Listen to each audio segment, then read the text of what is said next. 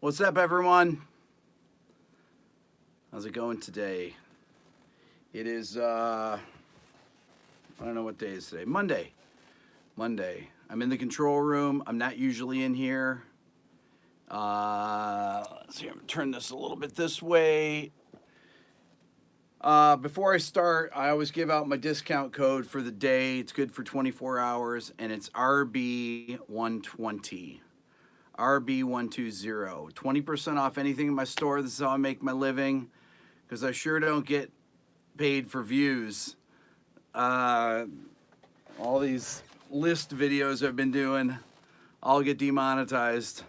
First time I got six demonetizations on the last video there with all the singers.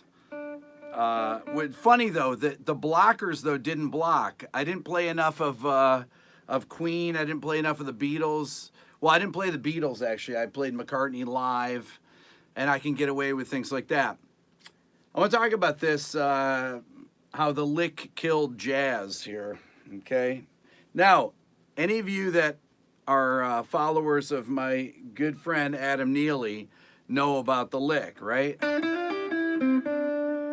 Now, the lick became a meme on the internet because a lot of jazz players will use that in their solo. Now, they don't necessarily, you can actually use it in a bunch of places. You don't have to just play it. You don't just have to play it on one chord. You don't have to go da-da-da-da-da-da-da. You can do it over 3 chords, right? You can go.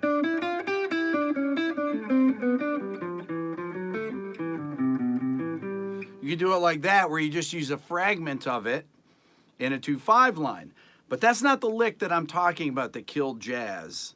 The lick that killed jazz actually started, it's a totally different lick, and it started back with when jazz degrees became popular, when you could get undergrads degrees in jazz, which was really in the 70s and the early 80s. So I went to school in 1980. Now, I was not a jazz guitar major in my undergrad. I was actually a classical bass major, but I also studied jazz guitar, and I did my master's in jazz guitar. There was a lick that went like this.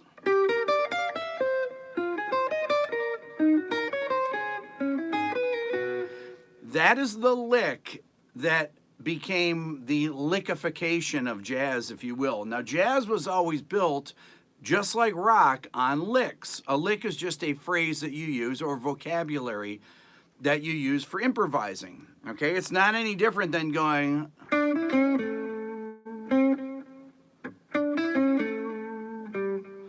That's a lick. That would be a blues lick, right? Once again, these are things that you use to create your style, you know. Lines like that just became common. B.B. King played them, and Albert King, and Freddie King, and every King played that. That was, these were common vocabulary for blues, right? Well, in jazz, because you had to actually create a degree program, you had to come up with a syllabus, and you had to come up with all this material in order to teach this thing called improvisation. Now, improvisation is not really easy to teach. So what they would do is they would hand out a lick page. This is most places. And they would come, there were books like Jerry Coker and Jamie Aebersold had these play-along records, things like that. And what they would do is they would have these 2/5 licks. When I say 2/5, I mean 2/5. If you're in the key of F, the 2 chord, G minor 7 to the 5 chord. 2/5. And the first thing that they would teach is this. Now, what is that? It starts, it's a 1-bar 2/5. So on the 5 chord, it goes to the 3rd. So it goes right up the minor 7th arpeggio to the 3rd of the 5 chord. So that'd be the 3rd of the 5 chord to the root. Right, that's a C. And they would do these things moving in whole steps, okay? So that would go do da da da da, do da da da da, do da da da da, do da da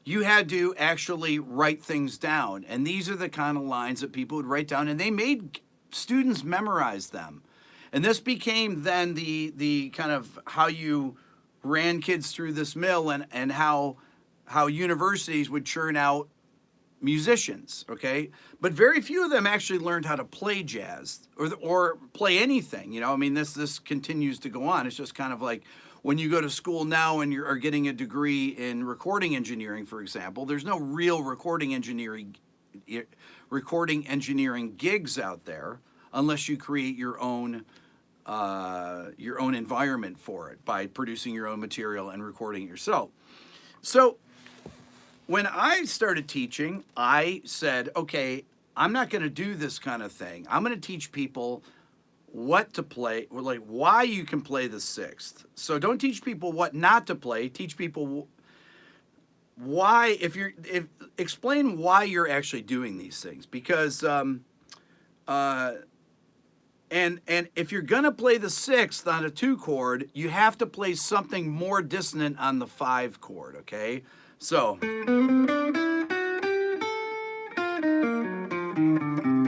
okay, so that would be more of a standard, a little bit more of an advanced kind of 2-5-1 line I played.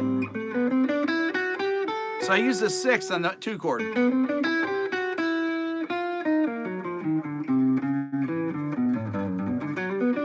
So on the 5 chord, I went to a D altered.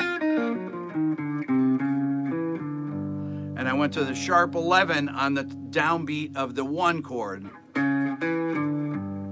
Okay? So you want to keep increasing the tension. Since this 13th is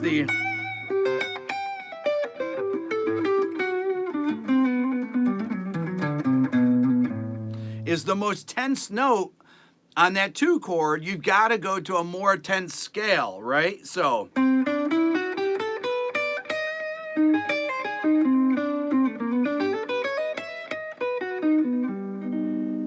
I went to a more tense scale, alter dominant on that one. So I played on the 2 chord.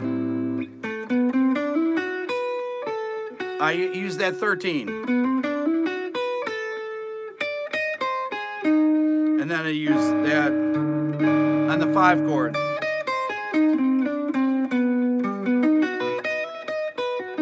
And then on the 1 chord, I went to this major 7 sharp 5 sound. Okay, so this brings me to another point, which is why are jazz players snobs a lot of times? Not all the time, but you'll notice a lot of jazz players are snobs. When I did a video called Why Do People Hate Jazz, go to the comments section and read it. It's hilarious because they just think it's just corny music, because a lot of it is corny music, okay? A lot of people that play jazz, for example, if they play keyboards, a lot of the tones that they choose are really corny tones. Or they'll play really weird arrangements where they'll do things in odd times just to do it. You know, they'll do a tune in 5/4 that was written in 4/4 or something just to be weird, right? But one of the problems with jazz, it's so difficult to learn. That's why people become snobs, because it's a lifelong pursuit. Because, for example, the first tune that I learned, I've said this in other videos, was Donna Lee by Charlie Parker. And the melody starts out like this.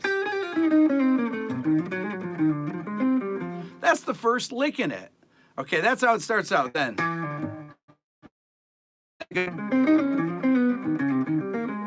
That's just part way, that's a third of the way through the melody, right?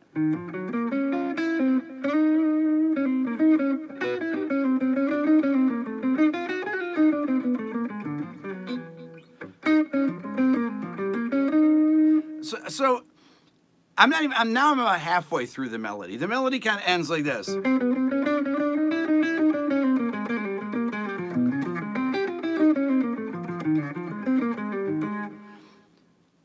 And then, after you learn the melody, then you have to learn the chord progression before you can even solo. And the chord progression is this.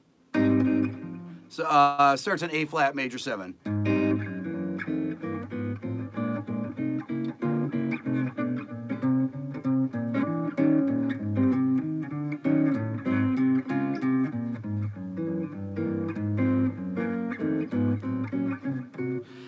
all these chords, right? It's crazy. And I'm about a quarter of the way through the song there. So what do you do with it? You're thinking, oh man, how can I even improvise over that? And then every chord has its own scale, has its own arpeggio. You got to learn all these things. So by the time you actually learn to improvise over this stuff freely, it's taken years, basically, right?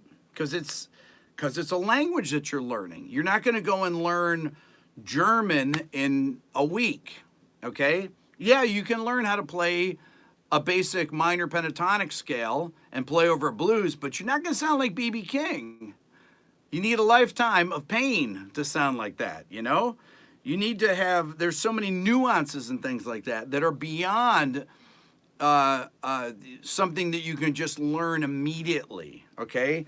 I created my Beato book here. This thing is thick. Why? Because there's a lot of ideas in it. By the way, if you buy it, it comes as a PDF only. I printed it off.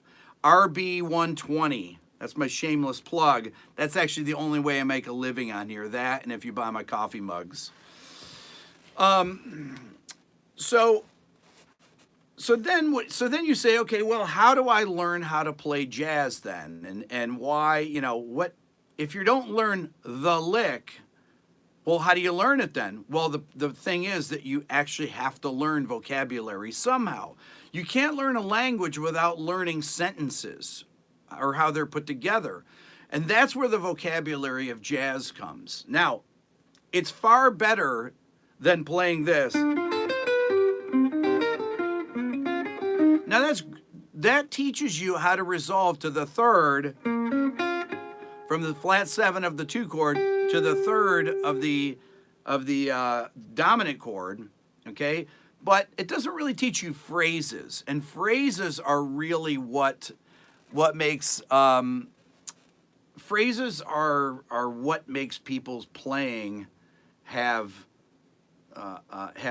be interesting, okay?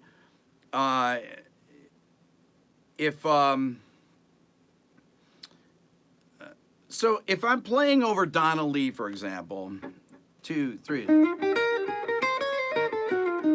So I just started the first part of Donna Lee. 1, 2, 3.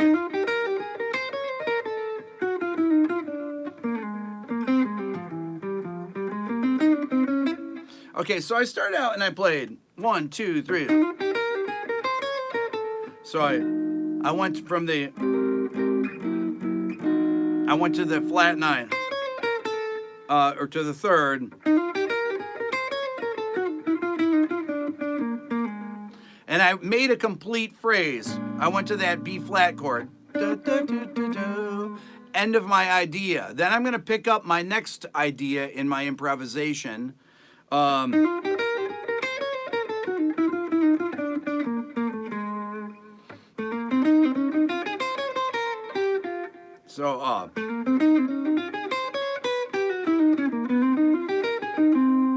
So I played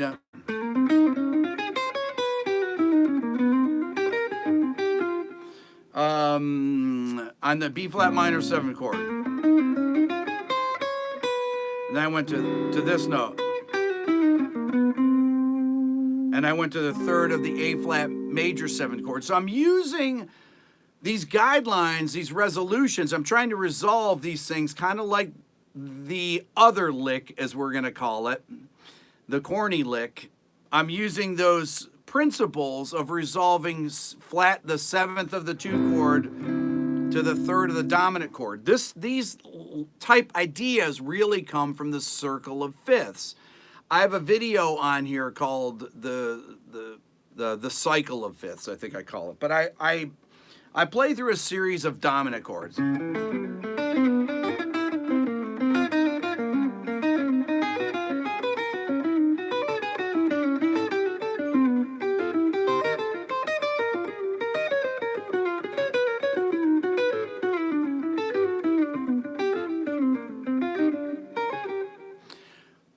Right there, I'm just keep going. I'm just going, you know, like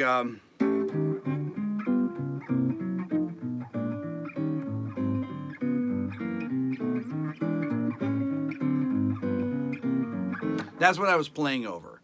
That's the cycle, meaning just cycling of dominant chords. Just a dominant chord here. E7, A7, D7, G7, C7, F7, B flat 7, E flat 7.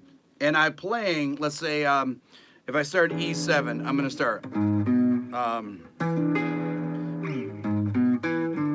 third, fifth, root, flat 7 to the third of the A7 chord. A7 chord. There's where the resolutions are. E7, A7, D7, G7, C7, F7, B flat 7, E flat 7, A flat 7. It's hard to say it and play it at the same time, but that's what I'm actually playing these lines over, and I'm connecting these flat 7s to thirds as an exercise to know where all these resolutions are on the guitar. So one of the reasons that jazz players, when you actually have to sit down and study this stuff for years, people get really myopic. They get focused in on one thing because it takes a long time. If you play a chording instrument, you've got twice the work than a saxophone player has, for example, that's playing only one note at a time, sometimes two notes at a time. But then on the guitar, you have to learn all the chords too, right? So you learn, okay, what A minor 7? What are my inversions?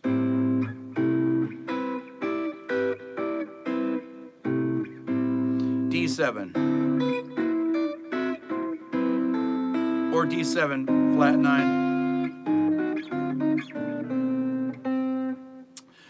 There's so many different things to learn. Then you have to learn about comping.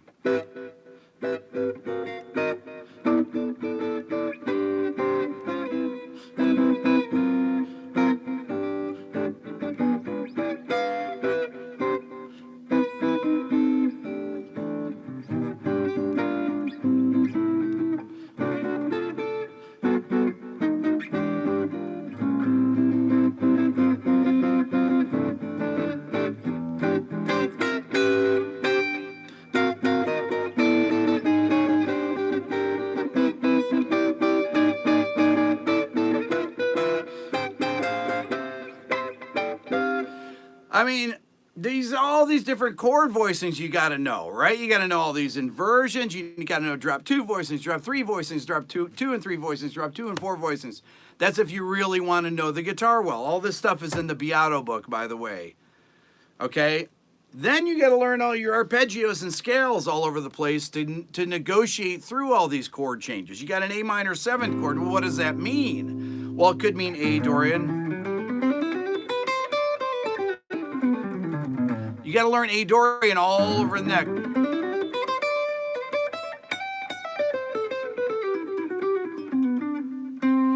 Then you got to learn the arpeggios.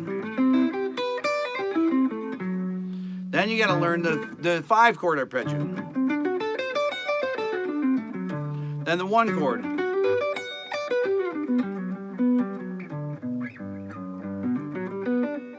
You got to learn them all over the place. And then you got to learn how to connect the scales.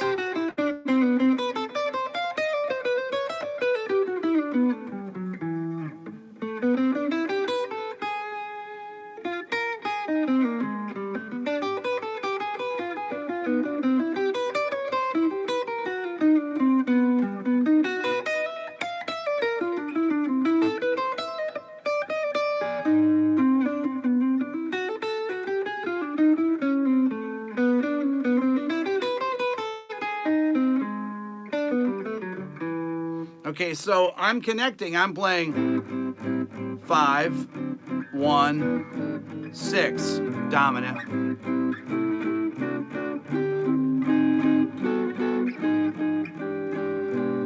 So much stuff to know, right? I mean, it's all over the place, this jazz stuff. Arpeggios.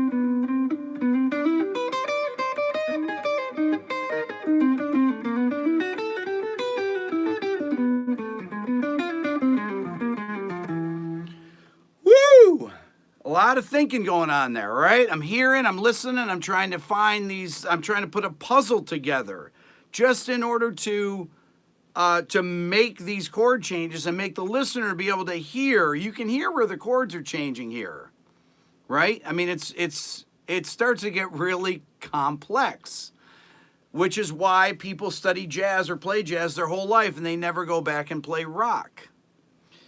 I started out playing rock. I love rock music. I love jazz, and I love classical music. I actually started out playing classical music. And I've continued to study all these my entire life, along with things like music production and all the stuff that I share on here, film scoring, whatever it may be, synthesis, you know, how to record drum sets, everything. You know, it's a lifelong learning process doing this. And this is what you know, my mission in life is to share all my knowledge here on this channel.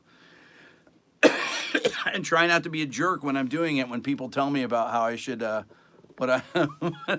about, you know, I think that you should really do this on your channel. And I was like, well, why don't you do that on your own channel? I'm doing my thing on my channel.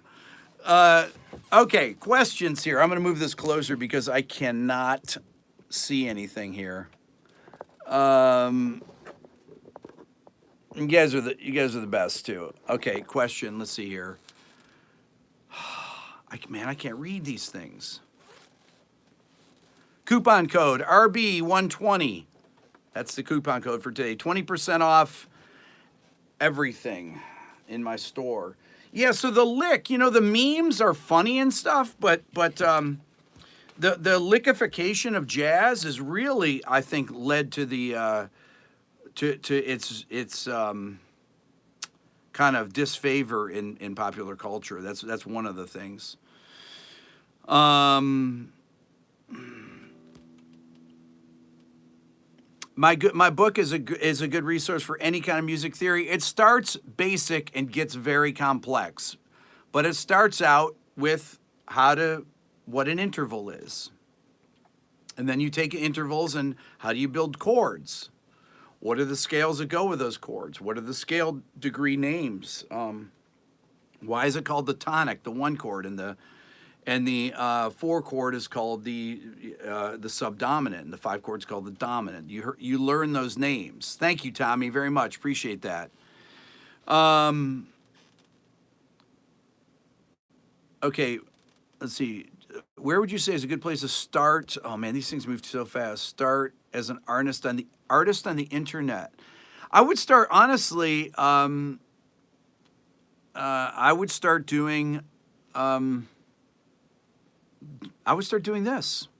Honestly, I would start. I would start with a channel like this. This is really. YouTube is a great format for this. I can't find a better format than YouTube. I don't think there is. And I'll tell you why. It's because of this. Because I can actually read comments on here. And this is the only way that you can communicate with people. Hey, Peter, I see you. It's moving too fast for you, but I just saw it. Peter Smart, everybody. My dear friend. So this is a great format because you can communicate. I can talk to Peter here. I talk to Peter outside of here as well. He's a very good friend of mine. But this is the only place that you can, and I see Ray there, Start the Revolution. This is one of the only places, this type of format in a live stream. People say, why do you do live streams? Why are they so long? Blah, blah, blah, blah, blah. This is the only way that you can communicate with people. This is really great.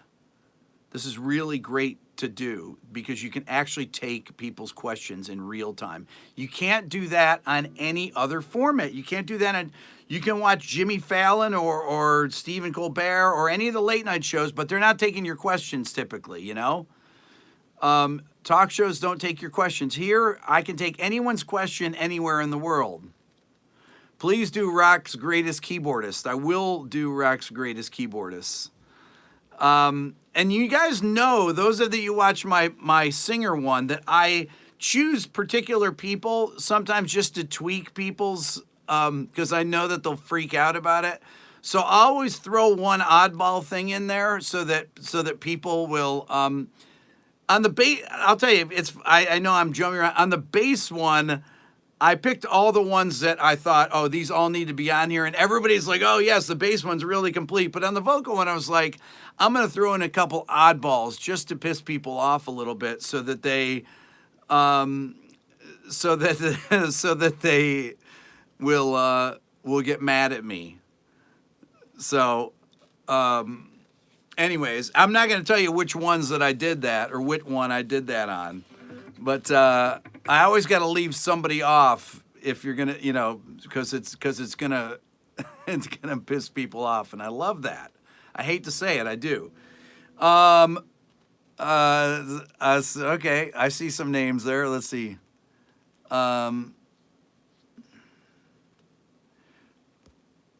Elliot, what's up? I'm a flamethrower. There you go. There you go. It's called trolling. I don't like to call it trolling. I'm not really trolling, but what's up, George? Will you make your last composition and last harmony video available as a PDF? I will eventually. Yes, I will eventually. For those of you that are Beato Club members, I have a video that I'm working on today that should be up later tonight. It's on a Keith Jarrett tune, which I can do on the Beato Club because it's not through YouTube. I have a transcription that goes with my video analysis that I'm gonna put out, and I've been wanting to do this for a while, but it's pretty involved. It's a pretty involved tune.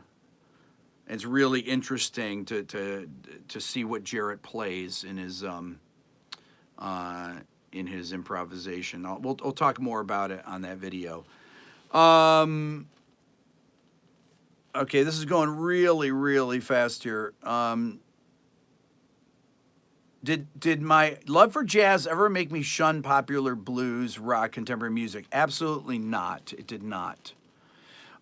But I did spend the 80s in a jazz coma, I like to say, where very few rock things broke through. The only rock things that broke through were bands like The Police that had jazz elements. When I heard Murder by Numbers, or I heard, stuff off Synchronicity. I mean, so bands that were around in the 70s, I was all rock and punk rock. I never talk about punk rock, but I played in a punk rock band in college. Thank you, Alex, very much. Licks killed jazz and popular jazz stars, and their style killed individuality of a lot of young musicians. Boom. Better said than I could ever say it. Yes, Steely Dan, I saw that too. Bands like that. Licks rob people of their originality. That's why I don't like memes about licks. The lickification of jazz. I mean, that's, that is, I just totally, I don't like memes about it. I don't like making fun of art forms like that. I do like that, I do like the Shreds videos. Okay, that's my favorite music. I like musical comedy. Okay, but I don't like making fun of serious things. Okay, yeah, people play da-da-da-da-da-da a lot, right? A lot of jazz players played that. And that lick video is funny, but I would far prefer the Shreds videos, which are really creative because they are and if you haven't seen the Shreds videos on YouTube, watch the Shreds videos. My brother one time, this is a total aside, it's not an indictment of Adam Neely, no way, no. This is what I've believed this for years and years, long before the lick. When I saw the lick video, whenever it was 10 years ago. This is not anything. The lick that killed jazz is this. That's the lick that killed jazz, not the lick, because the lick to me is not the lick. That what I just played, da da da da da da. Jazz players will tell you that is the lick that is the dreaded 2/5 lick. Adam will tell you that too. But I remember one time my brother sent me this Eric Clapton, my older brother Lou, who loves Clapton. He sent me Clapton Shreds. He goes, "What's going on here? He's really lost a step in his playing." And I said, "What are you talking about? This is a comedy video. My brother is he teaches computer engineering. He's a total genius, and he thought that Clapton's. This is how tight the Shreds video was with Clapton. It was so good. It was so on that it really looked like he was doing it that badly, and so it fooled him. So whoever said I look fried, I'm getting over a cold and my voice sounds fried, and I'm overhead lit, which is really bad. Makes you look really bad. What was it like working with Trey in 2004? I'm gonna make a video about that.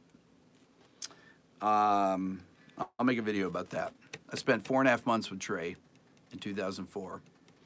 Okay, so I'm good for today. You guys are the best. You guys are the best. The best. Love it. Coupon code Beato book or my mugs RB120. Like I said, this is how I make a living for my family, and those of you that have invested in the Beato Club and supporting me there and supported me by buying the Beato book and my mugs, my T-shirts and things. Thank you, thank you, thank you. It's greatly appreciated. And those of you that donated money here on the chat, this is amazing. It really, really, you can't understand how much I appreciate it. So, thank you. We will talk soon. See you guys.